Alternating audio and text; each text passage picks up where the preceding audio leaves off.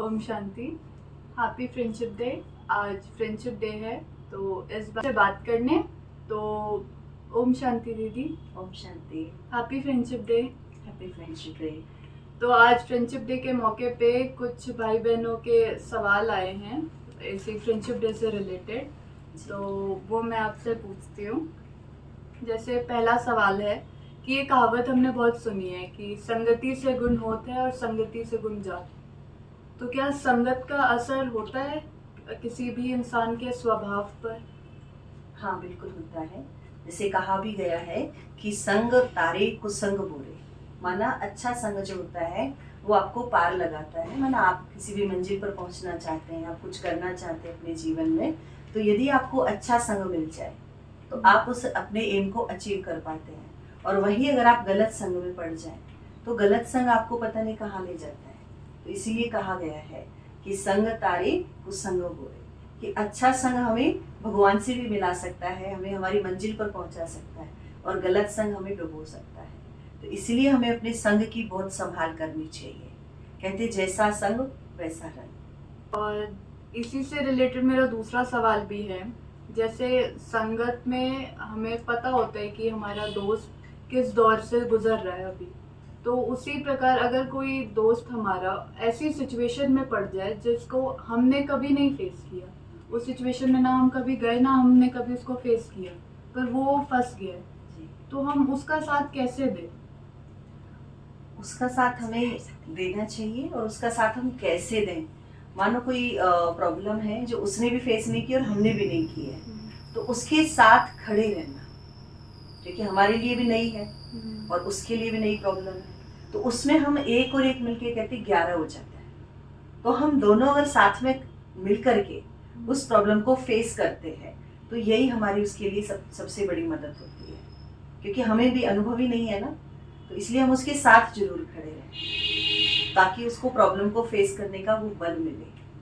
तो जो सच्ची दोस्ती होती है ना, वो हमें बल देती है, ताकत देती है, हिम्मत देती है, मिल करके उस प्रॉब्लम को पार कर सकते हैं। अच्छा, और मेरा अगला सवाल है कि आज के दौर में इतना ज़्यादा कंपटीशन हो गया है, हर फील्ड में इतना ज़्यादा कंपटीशन हो गया है, सब आपस में compete करने में लगे हुए हैं। तो कई बार ऐसा होता है कि दोस्त भी आपस में compete करने लगते हैं। तो कंपटीशन करना सही है, ये तो बाबा भी बताते हैं कि आपस में होना चाहिए कि मैं ज़्यादा कि तुम ज़्यादा।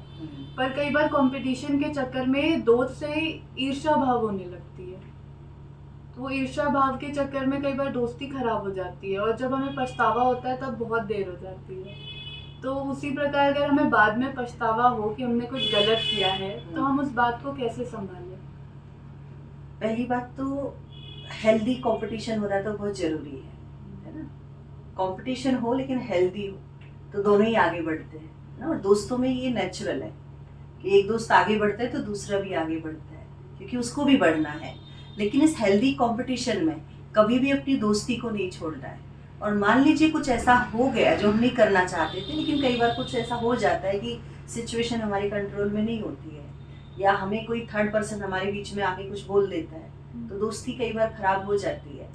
अगर मान लो मुझे कभी रियलाइज होता है कि मेरी वजह से ये दोस्ती खराब हुई है, और आज मुझे रियलाइज होता है, तो मुझे डेफिनेटली जाकर के अपने फ्रेंड से मिलना चाहिए और उससे अपने मन की बात बता देनी चाहिए।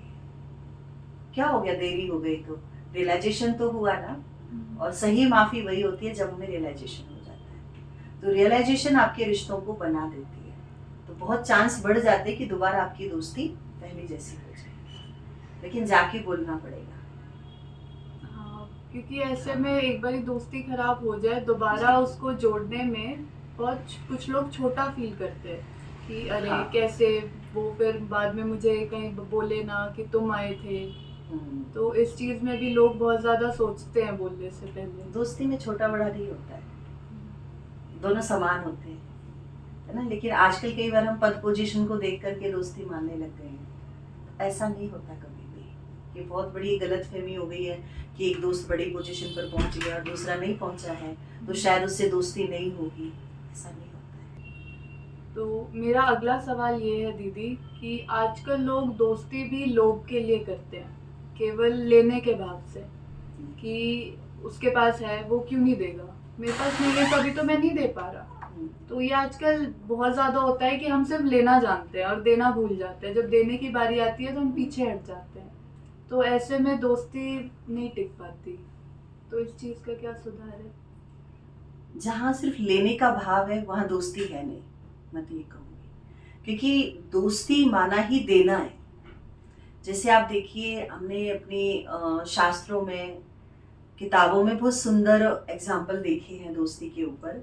जैसे श्री कृष्ण जी और सुदामा जी की आप दोस्ती देख लीजिए, है ना। उनका दिखाते कि सुदामा जी जो थे वो इतने गरीब थे और श्री कृष्ण जी राजा थे, लेकिन दोस्ती का मिसाल कब बना कि वहां जब सुदामा जी उनसे मिलने जाते हैं श्री कृष्ण जी से, तब भी वो कुछ ना कुछ लेकर जाते हैं। उनके पास कुछ भी नहीं था, लेकिन फिर भी वो मुट्ठी चावल लेकर गए श्री कृष्ण जी से मिलने। तो यहाँ पे क्या भाव दिखाई देता है? देना, कि हमारे पास नहीं है फिर भी हम देना जानते हैं। तो दोस्ती माना ही देना है, दोस्ती में कभी भी लेना नहीं होता है। हाँ, अगर दोस्त दे रहा है, जब सुदामा जी ने वो चावल, मुट्ठी चावल दिए, तो श्री कृष्ण जी उनके बदले में उनको बहुत कुछ दिया, तो वहां उन्होंने मना नहीं किया, वहां लिया, क्योंकि वो रिस्पेक्ट है ना। और वहां श्री कृष्ण जी ने एक बात और भी क्लियर की कि आप ये नहीं समझना कि मैं आपको दे रहा हूँ, कोई एहसान नहीं कर रहा हूँ, मैं आपको जो मुझे आपने दिया मैं उसके बदले में आपको दे रहा हूँ। तो ये दोस्ती है ना। सिर्फ लेना लेना ही दोस्ती नहीं होती है ना, तो देना ही दोस्ती है।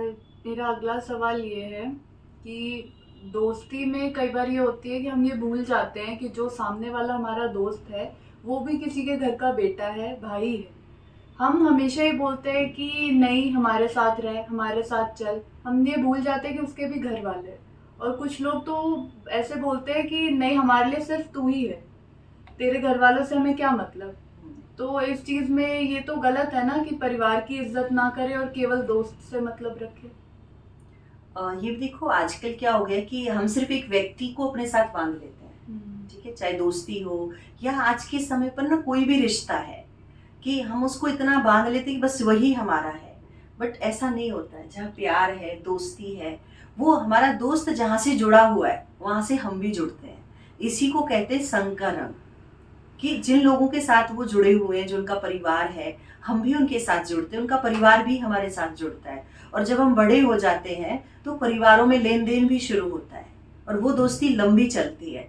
यहाँ तक कि कई बार तो रिश्ते आगे बन भी जाते हैं, है ना। दोस्ती के आधार पर ही आगे रिश्ते चलते हैं, है ना, परिवार बनते हैं। तो अगर आपको उसके परिवार से कोई लेना देना ही नहीं है, तो इसका अर्थ ये है कि आपको उससे भी कोई लेना देना नहीं है, कि वो क्या कर रहे हैं, उनकी क्या सिचुएशन है, आप उसको जानते ही नहीं है। तो जहां आप जानते ही नहीं है एक दूसरे को, तो वहां दोस्ती का तो फिर मतलब ही नहीं बनता है। दोस्ती का पहला अर्थ ही है कि एक दूसरे को जानना, समझना, उसकी भावनाओं को समझना, वो कहाँ से जुड़े हुए हैं, वो क्या करते हैं, वो सब जानना ही दोस्ती है एक तरह से, है ना। और जान करके ही तो आगे आप बढ़ते हैं, किसी पर आप विश्वास कर पाते हैं। मेरा अगला सवाल यही है कि हम सब के लिए तो दोस्ती के मतलब अलग अलग होते हैं, सभी के लिए। जी। आपके लिए दोस्ती का, मित्रता का क्या अर्थ है? मेरे लिए मित्रता का अर्थ है विश्वास। वो विश्वास आप भगवान पर करते हैं, वो विश्वास आप लोगों पर करते हैं, जो आपके साथ खड़े होते हैं आप उन पर करते हैं, लेकिन सब पर नहीं कर सकते। तो जहाँ ट्रस्ट है, आपका विश्वास है, वहाँ दोस्ती है। तो दोस्ती की सबसे गहरी जो नींव होती है वो विश्वास होती है। इसलिए एक दूसरे पर विश्वास कीजिए और अपनी दोस्ती को हमेशा के लिए बनाए रखिए। ऐसी मेरी शुभ भावना, शुभकामना सभी के लिए है। बहुत बहुत धन्यवाद। ओम शांति। हम